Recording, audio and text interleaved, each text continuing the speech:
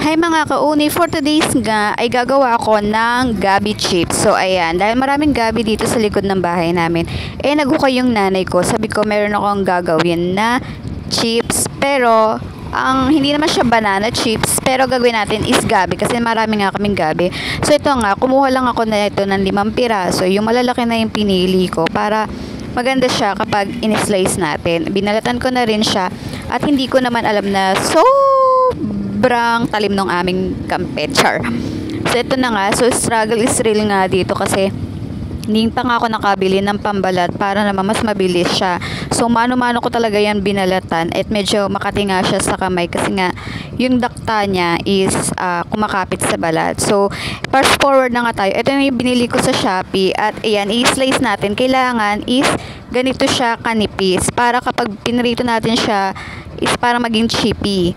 So, ayan, tinanggal ko na rin yung mga iba. So, 40 yata yung bili ko dito. At dito na nga ako nagka-struggle kasi guys, hindi ko naman alam na ganito ang mangyayari. Grabe. Pagka-slice ko niyan, sobrang ayaw niyang kumagat. So, ang nangyari pala is naiwan na yung talim sa gabi. Grabe, natanggal yung talim nung pinag-slice ko. Kaya ang ginamit ko na lang is yung ibang mga kasama nung pang-slice. Ito, ginawa ko na lang, i-shinred ko na lang.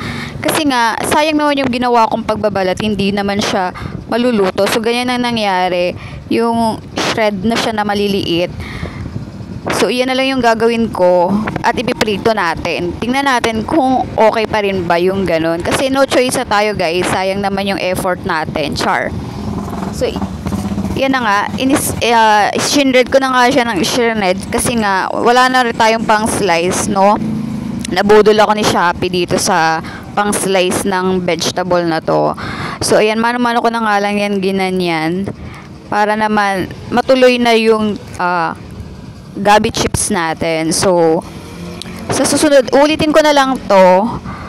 Bibili na ako ng magandang pang slice talaga. Yung bakal na yung kukunin ko. Sobrang natagalan na nga lang ako, kaya ang ginawa ko, hiniwa-hiwa ko na lang siya ng may style. So, yung ginamit ko na lang yung nasa ilalim. So, parang hindi na siya magiging gabi chips, guys. Parang magiging gabi Q na siya. Kasi mukha na siyang banana Q or, kamote Q.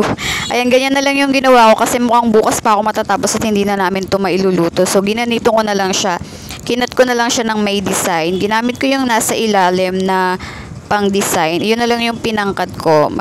Madali lang naman siyang ikat kasi malambot naman yung gabi. Ayan, ganyan na yung nangyari niya. So, ito, budol talaga itong si Shopee. So, lulutuin na natin. Nagsalang na ako ng kawali at nilagyan ko na rin yan ng mantika para naman makumulo na yung mantika natin para pag sinalang na natin yung gabi is mabilis na siyang maluto. Kasi hindi na nga siya magiging chippy kasi nga hindi ko na nga siya naituloy na gawing chippy kasi nga nasira yung pang slice natin. Nilagyan ko na rin yan ng asukal para naman may lasa yung ating gabi Q kasi hindi na siya gabi chips. So hinalo-halo ko lang para magkarlasa. So tingnan natin kung okay pa rin ba siya kasi usually guys ang ginagawa lang namin to is nilalaga lang. Ayan, nilalaga lang namin. Tapos, nanay ko lang yung kumakain. Pero kumakain din naman ako. Kasi, diba, nakakasawa yung gano'n. So, ito, may napanood kasi akong vlog. Ganyan yung ginawa niya. Marami daw silang gabi. So, ang ginawa niyang gabi chips. So, total marami kaming gabi. So, itatry ko kako. Kaso nga, palpak naman yung naibili kong pang slice. So, no choice tayo. Kaya, gawin na lang natin is gabi Q. So, ayan. Pwede ito pang negosyo. Ang sasarap nga, no? Habang nga itong ini-edit ko to guys, grabe, natatakam ulit ako. So, baka gumawa ulit ako. Pero, next time na lang siguro kapag naka-order na ulit ako ng magandang pang slice. So, ayan, pinriti ko na nga siya dyan. Kasi, naatat na rin yung mga pamangkin ko. Kasi nga, binibida ko, nagagawa ko ng gabi chips. Mukhang palpak naman. So, ayan, nilagay ko na nga lang dyan para naman maluto na siya. Grabe. Ito na nga yung itsura niya nung aking piniprito. Ayan, parang nga talaga siyang naging kamote Q na nga talaga yung style niya. Kasi medyo makapal kasi yung pagkakahiwa ko. Kaya hindi na talaga siya lulutong. Pero okay lang yan. Next time, gagawin ulit natin yan. Yung perfect na talaga. So, tinikman ko na nga siya. And yun nga, lasa siyang kamote Q. Pero okay naman, the best naman. Kasi, at least na iba yung lasa ng ating gabi, no? Hindi na lang siya pangkaraniwang nilalaga. So, pwede na siyang prituhin. So, pwede na natin pang merienda to. Kakaiba, di ba? Ayan, ganyan yung itsura niya. So, tinikman ko. Dahil nga nasarapan din naman ako, pwede na talaga. Malutong din siya. So, mamaya papakita ko sa inyo kung gaano ka-crispy yan. Kasi talagang hindi ko na talaga tinigilan. Kasi nga, masarap talaga naman siya. Kasi, masarap naman talaga ang gabi.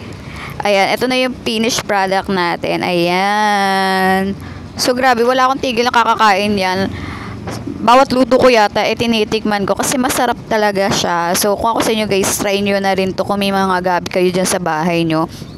Para naman hindi masayang at hindi lang pang gulay at saka hindi lang pang nilaga to. Ayan na nga yung pamangkin ko, pumupuslit na nga at kumukuha na kasi nga sabi ko masarap naman. So, kaya tinikman na rin nila. At mamaya talaga sold out to guys. Grabe. Di ko alam na magugustuhan nila. Ganyan na nga yung nangyari dun sa pangalawa kong luto.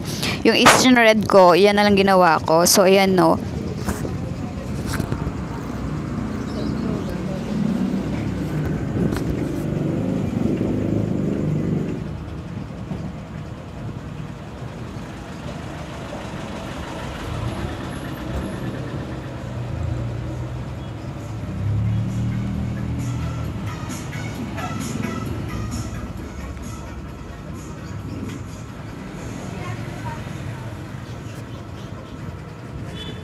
At pinatikim ko na nga sa nanay ko kung pasado ba. At sabi naman niya ay masarap. Yun lang. Salamat sa panonood.